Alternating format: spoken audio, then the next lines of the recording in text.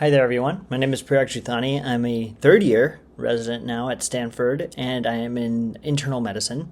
And I wanted to talk a bit about the lessons I learned over the last 2 years in residency, and specifically lessons for intern year, especially because it is the start of residency for a lot of brand new individuals who are joining the profession.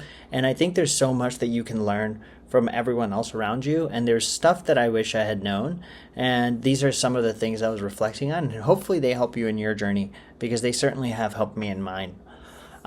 So each of these is going to be a different lesson, and I'm going to talk about what that means. And after each slide, usually I'll try to include a photo or two to show you a little bit about who I am, and just the fact that while you're in residency, you should also try to continue to be a person. And I know that's sometimes hard to say, but I promise you, it's a great journey, and I think you'll learn a lot along the way. The first lesson I think I learned in my intern year is that ambiguities confound with time. So when I start in medicine, I remember that there are so many small nuances about patient care that I would not know the answer to. And as I went through, and now that I feel like I've been through 2 years where a lot of my time has been in the hospital, the one thing I've learned is that if something is confusing to you, it will almost inevitably get more confusing down the road. So if you don't address that confusion first, it will get more and more confusing later. So for that reason, try to make sure you ask questions ahead of time. I want you to consistently think about what it is that is leading to discrepancies, because that will ultimately help you save time in the long run and also more likely lead to better patient care. For example, if you know that cardiology wants a stress test for a certain patient and you don't entirely know why, you should probably ask them. Because chances are the patient's going to ask you. And if you can't explain to them why exactly you're doing what you're doing, it might cause a lot more confusion down the road. Similarly, for example, let's say you're not sure about something that the patient is taking and you just don't know if they're taking it or not. Well, I would strongly encourage you to ask them, because if the medicine says that they're taking 25 milligrams at home, but you are seeing in your Epic records that they're taking 50 milligrams, you want to make sure that discrepancy is addressed, because come the time that the patient is going to discharge, that's going to blow up in your face. So I want you to consistently think about discrepancies, think about what is confusing you, and always address those confusions head on, because the more you address them head on, the more time you'll save on the back end. This will also lead to better outcomes, because when you question everything and when you address these discrepancies, you'll find out things a lot more quickly. For example, a patient may say, hey, I'm not using drugs, or they may say, hey, I recently took oxycodone, and then you might get a Utox and you'll see that the Utox was negative for opiates. That brings up a discrepancy, right? If someone is saying they're taking a medication and it doesn't show up on the drug screen, or if someone is saying they're not taking a medication and it does show up on the drug screen, it's important that you address that confusion, because you can actually learn more about what exactly is going on behind the scenes and if there was something else that you're missing. Okay, so that's kind of the first lesson. And for this lesson, I have a picture of my dog. And this is, again, to kind of hint at the fact that outside of residency, there's so many things that will continue to bring you joy. And I encourage you to tap into those things. And while you are a very important person inside of the hospital, it's also important to maintain your identity outside of the hospital as well. So this is my doggy, to kind of give you guys a little bit of a smile. The second lesson I have is that the patient is the one that has the answers, not the Epic medical record, not the chart, not the attending, and certainly not your senior resident. The person who has the answers is the patient. And as good as the EMR is now, I think the EMR is so good that sometimes when there's something confusing, we often say, hey, maybe I can figure out what's going on by looking at Epic or looking at the chart. But in reality, sometimes even the chart may not know. And even if the chart does know, you know who might know even more than the chart? The patient themselves. And I have fallen into this trap so many times, where I have a big question and I spend 30 minutes looking into the chart to find an answer, when in reality, the smarter thing to do would have just been to go and ask the patient directly. For example, you might be confused. Has the patient had a triple bypass, or have they not had a triple bypass? Hey, why is the patient taking aspirin if they haven't had a triple bypass? You can literally just ask them, hey, have you ever been told that you you should be taking aspirin, and they might say yes, but I actually had a horrible bleed and that's why I'm not taking it anymore. That is going to save you so much more time than trying to figure out why the patient isn't taking it by going through the record.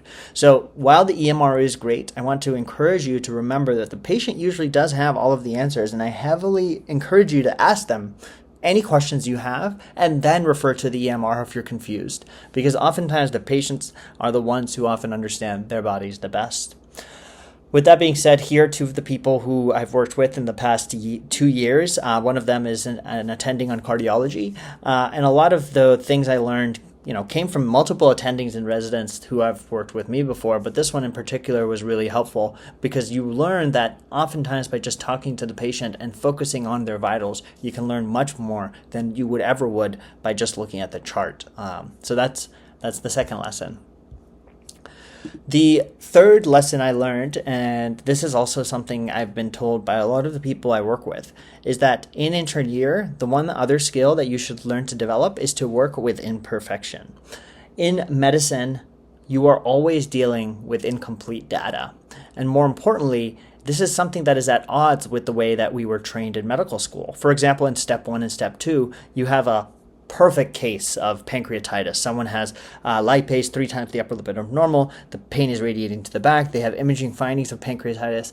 But unfortunately, in the real world, patients present with a constellation of symptoms, and we often don't entirely know what's going on. They may have pancreatitis, but they may not have classic signs and symptoms of pancreatitis. Sometimes patients may have an elevated lactate, and we don't entirely know where it's coming from. Sometimes patients may even have an elevated lactate because they're getting lactated ringers, and we draw from the same place that we're infusing the lactated ringer solution from. So with that being said, it's important to always know that you're working with incomplete data and to first figure out what your theory is as to what's going on and get tests in accordance with that theory. It's never always going to be a slam dunk, but let's say you're worried about acute mesenteric ischemia. Well, then it would make sense to get a lactate, and if it's elevated, that strengthens your theory because you had a high pretest probability to begin with that someone may have acute mesenteric ischemia. However, if you're just getting labs willy-nilly and you're trying to piece things together from there, it can be harder to do that. So the way I've learned to deal with imperfection is to formulate a hypothesis on my own and then try to piece the existing data and get more data to either support or refute my hypothesis and then continue to adjust that. So for example, if I think someone has acute mesenteric ischemia and then their lactate is normal, well, now I'm going to refine my hypothesis and say maybe they don't have acute mesenteric ischemia, maybe they have something else going on. Maybe they have inflammatory bowel disease, maybe I should get a fecal calprotectin, right? So that's why it's very important to learn to work with imperfection, because as you learn to do that, you will be better at saying, hey, not all the data fits, but at least I'm trying to figure out what's going on by understanding what works and what doesn't work. The other thing I want to kind of address here is that, for example, labs may look perfect on someone who looks very, very sick. And similarly, labs may look horrible in someone who looks very, very good.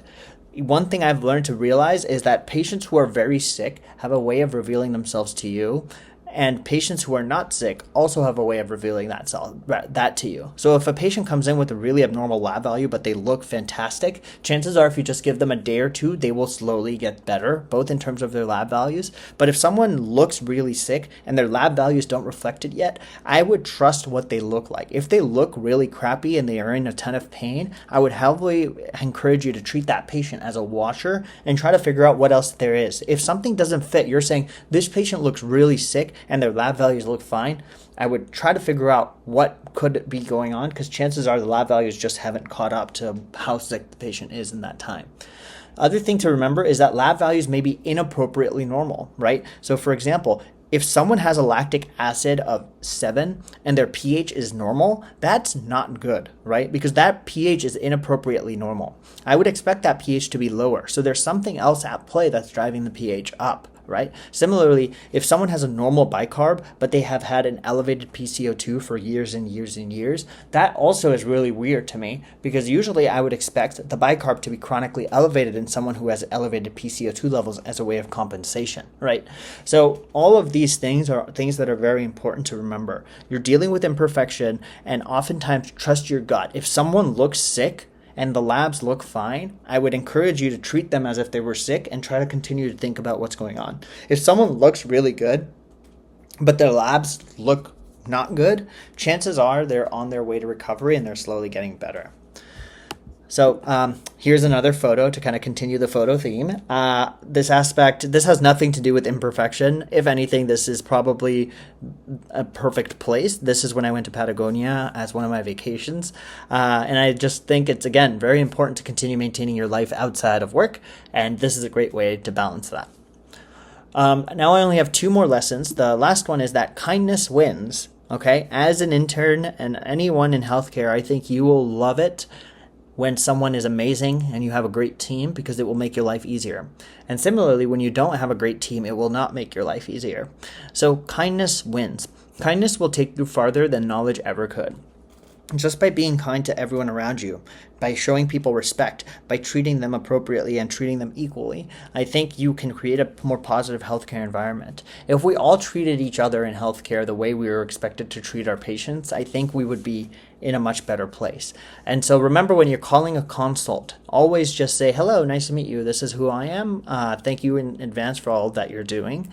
And similarly, try to do the same for case managers, social workers, and other co-residents, because if we don't take care of each other, we often won't get a chance to do well, because that's the biggest contributor to burnout, when we don't feel like we're actually making a difference.